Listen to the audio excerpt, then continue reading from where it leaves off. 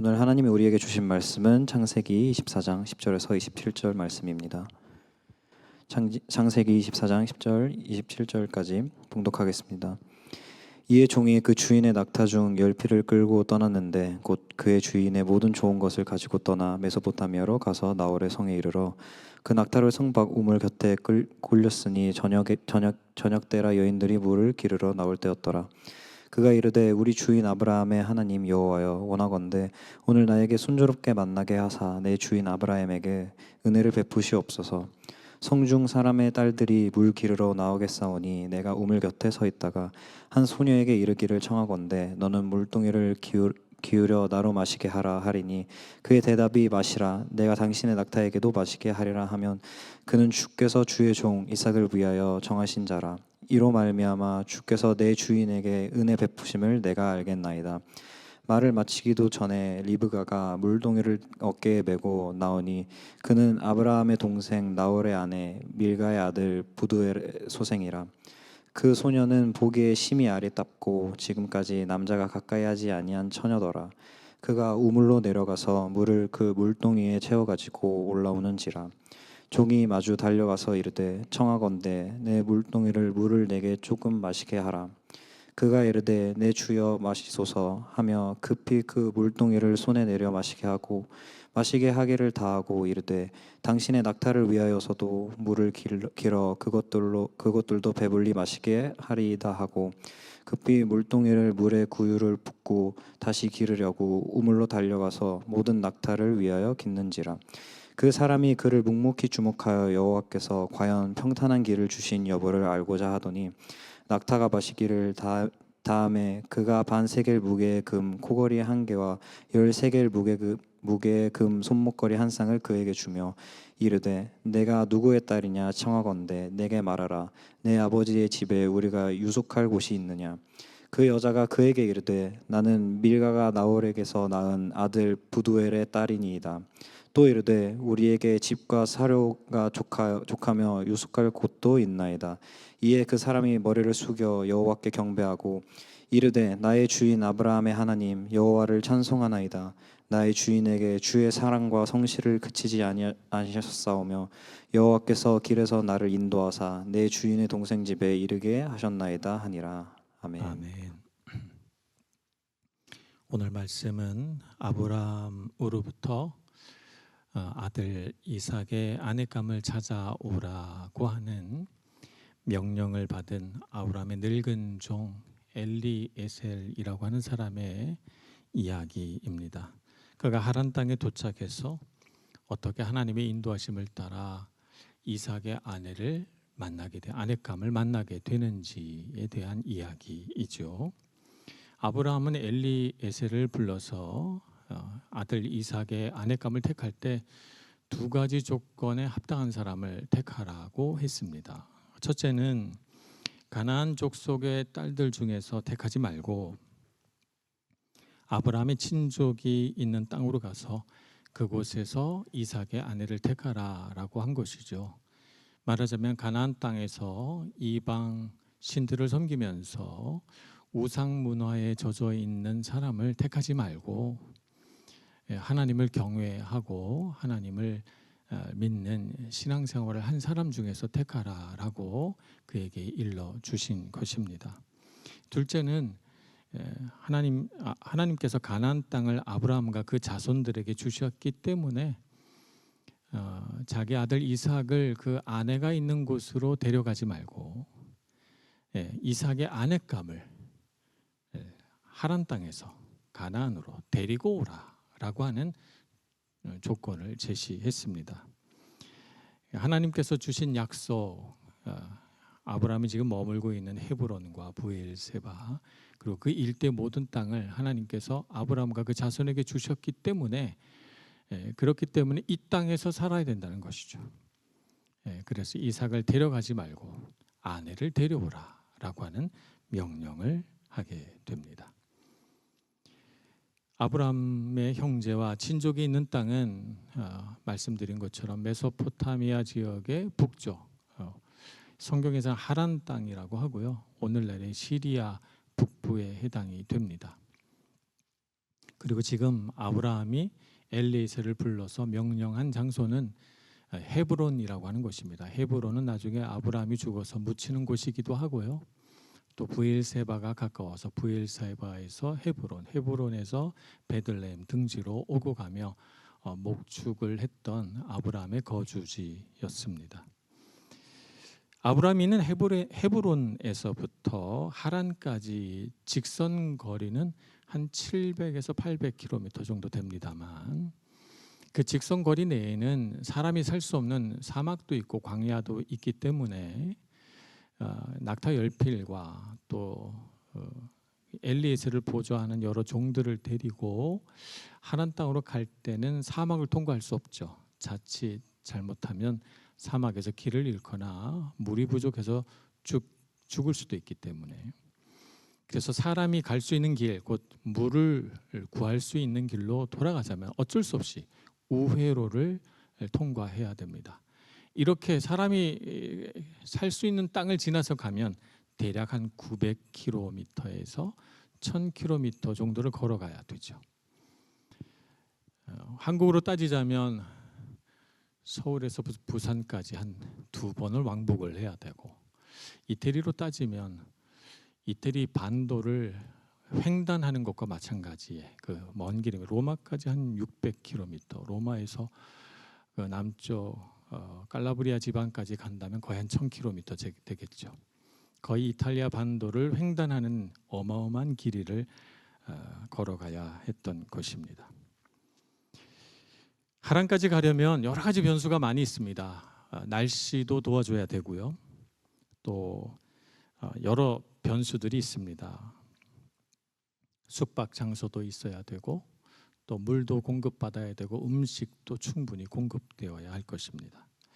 그런데 이런 여러 가지 변수를 제외하고 그냥 순수 이동 거리로 그냥 하루에 묵묵히 30km씩 혹은 빨리 걸어서 한 40km씩 간다고 생각해서 당시 이동 수단인 낙타를 타고 간다고 해도 3주에서 4주 정도 걸리는 먼 길입니다.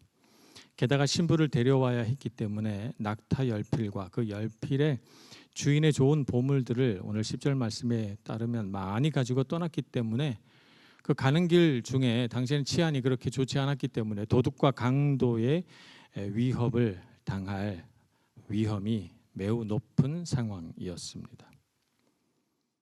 그리고 말씀드린 것처럼 또 계속해서 음식과 물을 공급받아야 했기 때문에 이런 것들을 다 해결하면서 간다고 생각해 보면 그 가는 여정이 쉽지 않았을 것은 정말 분명합니다.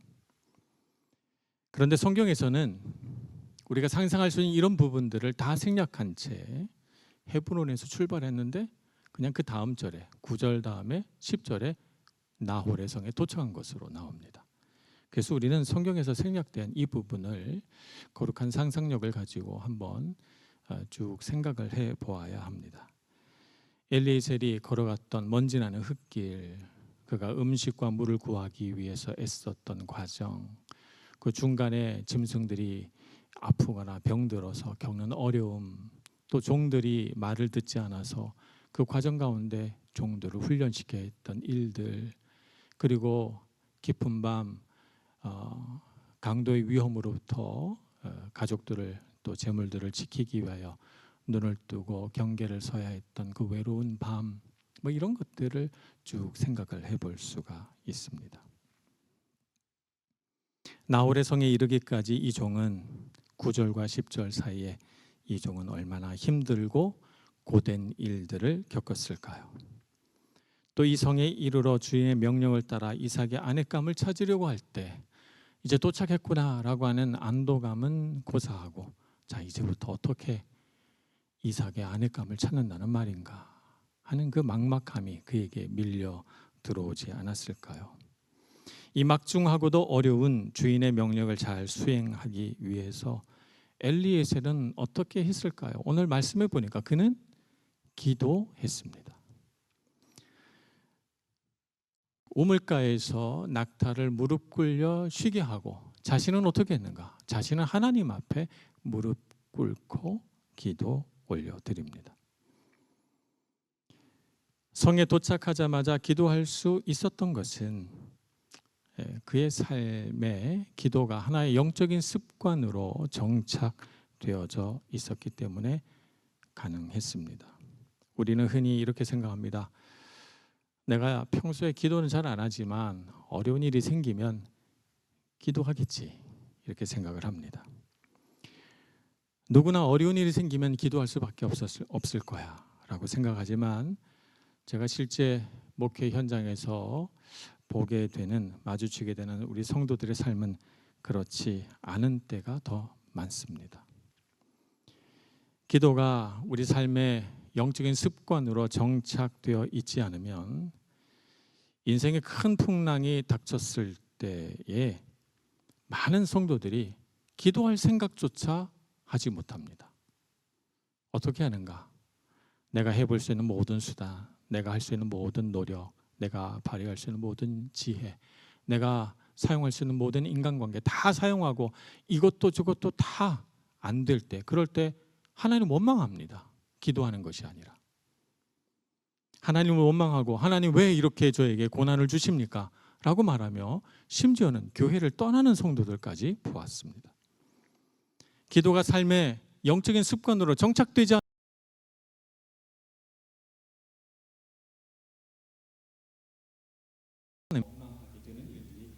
않는다는 것입니다.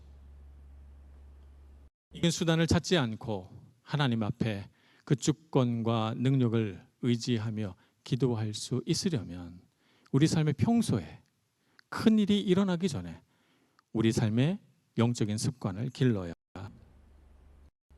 그래야만 위기의 순간에 우리가 평소에 훈련한 대로, 평소에 연습한 대로 기도할 수 있게 되기 때문입니다. 운동선수들을 보면 훈련을 참 많이 합니다. 훈련하는 이유는 뭐냐면 어떤 상황에서 반응하는 몸의 반응을 이 두뇌에다가 새기지 않고 몸에다가 새기기 위해서 훈련합니다. 그래서 아무 생각 없이 무의식적으로 반응할 수 있을 때까지, 축구 선수들 같은 경우에는 뭐 개인기라든지 패스하는 것이라든지 날아오는 공을 부드럽게 잡는 것이라고 하든지 이런 것을 머리가 아니라 몸으로 익혀낼 수 있도록 저절로 몸이 반응할 때까지 훈련합니다. 그렇게 해야만 갑작스러운 상황에 볼이 날아들 때 자연스럽게 그리고 능숙하게 볼을 다룰 수 있기 때문에 그렇습니다. 영적인 원리도 똑같습니다. 기도가 습관이 되지 않은 사람은 위기가 올 때 염려와 원망의 습관이 먼저 튀어나옵니다. 인간적인 수단을 먼저 사용합니다. 머릿속으로 계산하기 바쁩니다. 도움을 줄 만한 사람이 연락처를 먼저 떠올립니다. 그러나 기도가 훈련된 사람, 기도가 영적인 습관으로 정착이 되어 있는 사람은 어려운 순간이 올 때 먼저 무릎 꿇습니다. 하나님을 먼저 찾습니다. 엘리에셀이 바로 그런 사람이죠. 낯선 이방 땅을 지나오며 1000km가 되는 이 먼 길을 걸어오며 그는 숱한 밤을 지새며 하나님 앞에 기도했을 것입니다. 하나님의 이름을 부르고 주인의 이 막중한 명령을 내가 어떻게 수행할까, 그 부담감이 어깨를 누를 때 그는 하나님 앞에 무릎 꿇고 기도했습니다. 때로는 강도 때들이 지나가고 때로는 위험에 빠져 어려움을 겪을 때 그는 자신의 삶이, 자신의 몸이 가르쳐주는 대로 반응할 수밖에 없었을 것입니다. 기도로 무장된 그는 위험이 올 때마다 낮은 소리로 하나님을 찾고 주님께 기도 올려드렸습니다.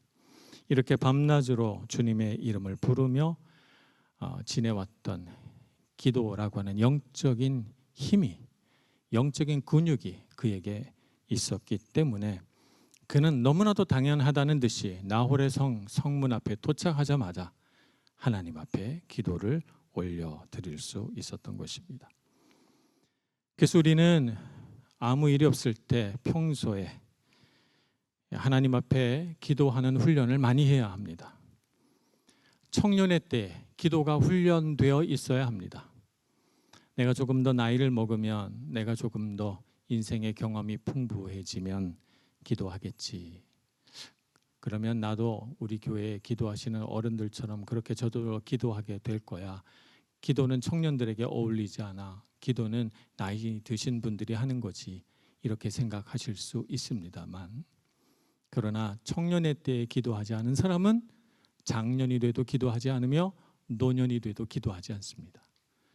청년 때 기도한 사람은 나이가 들어서도 기도하며 평생 기도합니다. 그러니 여러분, 기도하는 영적인 습관을 내일로 미루지 말고 지금 바로 오늘부터 기도하시는 여러분들 되시길 축복합니다. 이렇게 평소에 하나님과 친밀하게 대화하며 기도하고 무슨 일이든지 하나님 앞에 아뢰는 사람은 하나님의 인도하심 앞에 민감하게 반응하며 하나님의 놀라운 능력을 매일매일 체험하고 인생의 어떤 위기에서도 곁길로 빠지지 않고 하나님의 도우심을 입게 될 줄로 믿습니다. 엘리에셀은 이렇게 하나님 앞에 기도합니다. 기도하는 내용을 보니까 좀 특별합니다. 그는 우물가에 앉아서 마침 때를 보니 해가 저물어가는 저녁 때고, 저녁 짓기 위해서 마을의 처녀들이, 마을의 여인들이 나와서 물을 길어 갈 때입니다. 그는 그래서 가만히 앉아 우물을 쳐다보다가 이렇게 하나님 앞에 기도합니다. 하나님, 제가 여기 앉아 여기 오는 여인들에게, 처녀들에게 내게 물을 좀 달라 했을 때 그들이 나에게 물을 줄 뿐만 아니라 내가 거느리고 온 낙타 저 열필들에게 물을 부어주고 내 짐승까지도, 내가 요청하지 않은 짐승까지도 먹이는 그 여인이 하나님께서 제게 주신 여인인 줄로 알겠습니다 라고 기도합니다. 낙타 한 마리가 이렇게 오랜 기간 여행을 하면서 때로는 마실 물이 부족한 땅도 지나가면서 이렇게 참다가 물을 마시게 되면 어느 정도 물을 마실까요? 한 번에 마시는 낙타 한 마리가 한 번에 물을 마시는 물의 양이 약 한 100리터 정도 된다고 합니다. 낙타 10마리가 각각 한 마리씩 100리터의 물을 마신다면 1000리터. 1000리터면 얼마 정도 될까요? 1톤 정도 되는 물입니다. 어마어마한 물이죠. 1000리터. 그러니까 오늘 말씀에 보면 리브가가 열심히 물을 먹이는 그 장면이 나옵니다. 18절에 보면 그가 이르되 내 주여 마시소서 하며 급히 물동이를 손에 내려 마시게 하고 마시게 하기를 다하고 이르되 당신의 낙타를 위해서도 물을 길어 그것들도 배물 마시게 하리이다 하고 급히 물동에 물을 구유에 붓고 다시 기르려고 우물로 달려가서 모든 낙타를 위하여 깃는지라 이렇게 되어 있습니다. 그러니까 리브가가 엘리에셀에게 물 한 잔 주고 낙타를 위해서 그냥 양동이 하나 퍼가지고 물 준 거 아니라는 뜻입니다. 계속해서 낙타를 위해서 이 낙타 10마리가 엄청난 양의 물을 마시니까 계속 물을 길어서 정말 이마에 땀이 송글송글 맺힐 정도로 그렇게 수고한 것이죠. 리브가에게 있어서, 이 젊은 처자에게 있어서는 어쩌면 굉장한 중노동일 수도 있습니다. 고된 헌신을 요구하는 그 일을 이 여인은 마다하지 않고 하고 있었던 것이죠. 그래서 엘리에셀이 나뿐만 아니라 내 짐승에게도 물을 먹이는 그 사람을 하나님께서 택해 준 사람으로 알겠습니다라고 하는 이 기도는 굉장히 지혜로운 조건으로 하나님 앞에 기도한 것입니다. 이 조건을 통해서 엘리에셀이 본 것은 무엇입니까? 스스로 자원해서 남을 섬기는 마음이 있는 사람.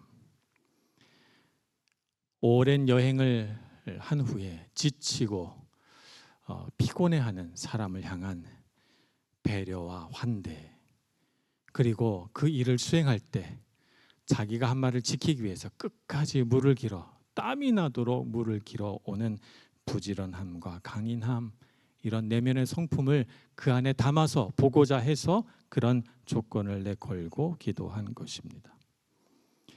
그냥 그 자리에 앉아서 하나님, 첫 번째 오는 여자가 하나님께서 택하신 여자인 줄 알겠습니다. 이건 좀 이상한데 5번째 정도 오는 사람을 여자로 하나님께서 정해주신 여인으로 알겠습니다. 이런 식으로 로또의 어떤 당첨되는 것 같은 이런 요행을 바라는 그런 기도를 하지 않았습니다. 자신의 눈으로 여인들을 품평하며 고르려고 하지도 않았습니다. 그는 분명한 기준을 세워두고 하나님의 인도하심이 환경과 상황 속에서 어떻게 나타나는지 보기 위하여 묵묵히 기다리며 성품이 준비된 사람을 구하려고 했던 것입니다. 많은 사람들이 오늘날 자신의 배우자가 될 사람으로 많이 배운 사람이라든지 혹은 외모가 아름다운 사람이라든지 돈이 많은 사람이라든지 집안이 좋은 사람이라든지 뭐 이런 식으로 외적인 부분을 많이 봅니다만 엘리에셀은 그러한 외적인 기준을 가지고 하나님 앞에 조건을 내밀며 기도하지 않았습니다. 그게 중요한 것은 성품이었던 것입니다. 그래서 하나님은 이 엘리에셀의 눈에 그런 사람을 보여주셨습니다.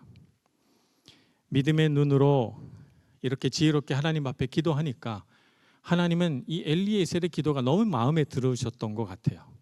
그래서 그 기도가 끝나기도 전에 오늘 말씀해 보면 아직 채 끝나지도 않았는데 한 여인이 와서 이렇게 엘리에셀에게 물을 나누어 줍니다. 인간이 하나님의 뜻에 합당하게 기도하면 하나님은 기뻐하시고 이렇게 그의 기도가 채 끝나기도 전에 응답하시는 것입니다. 하나님의 때를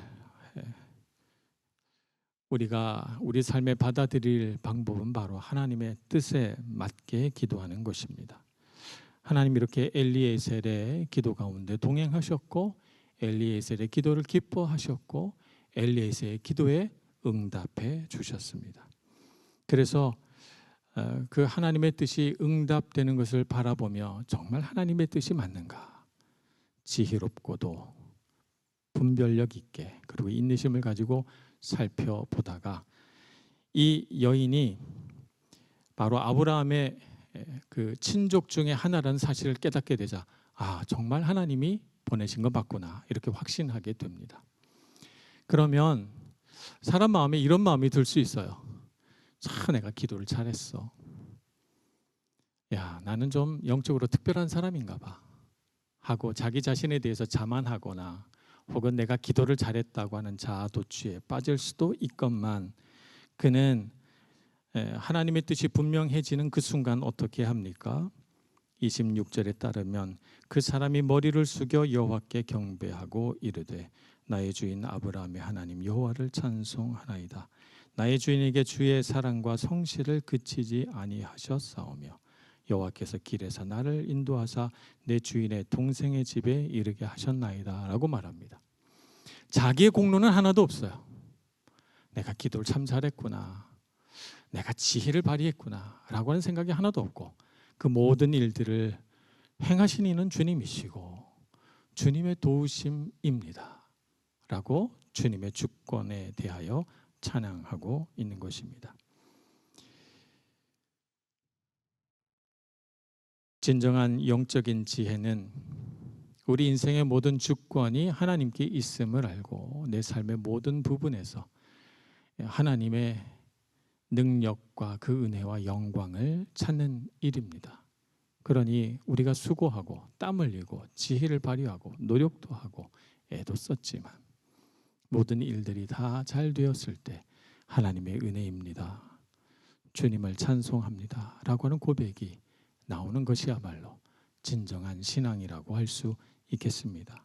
그러니 여러분 하나님 앞에서 엘리에셀과 같은 이런 신앙과 믿음을 가지고 살아가시길 축복합니다. 인생길을 걸어가다 청년의 때에 얼마나 많은 갈림길을 만납니까? 이것입니까? 저것입니까?